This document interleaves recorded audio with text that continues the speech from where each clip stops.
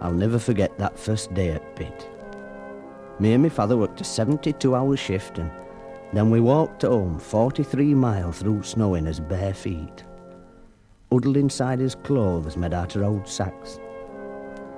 Eventually we trudged over hill until we could see street light twinkling in our village. My father smiled down at me through icicles hanging off his nose. "Nearly home now, lad," he said. We stumbled into house and stood there freezing cold and tired out, shivering and miserable in front of meagre fire. "Any road," my mum says. "Cheer up, lads. I've got you some nice brown bread and butter for your tea."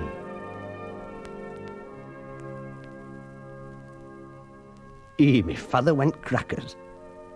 He reached out and gently pulled my mum towards him by the throat. "You big, fat, idle, ugly wart," he said. "You great, useless, spawny-eyed, parrot-faced wazzock." He had a way with words, my father. He'd been to college, you know.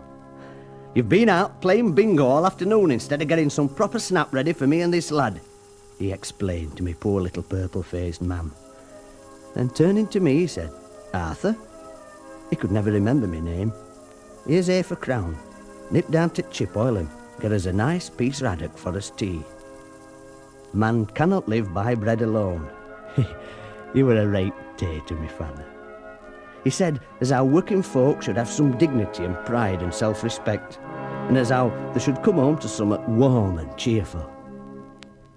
And then he threw me mum on fire. We didn't have no tellies or shoes or bedclothes. We made us own fun in them days.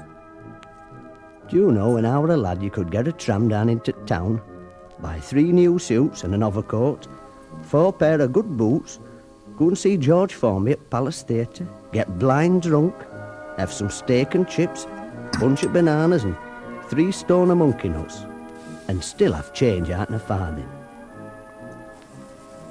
We'd lots of things in them days they haven't got today.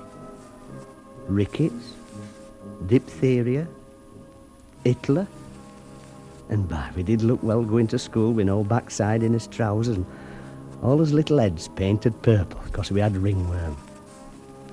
They don't know they're born today.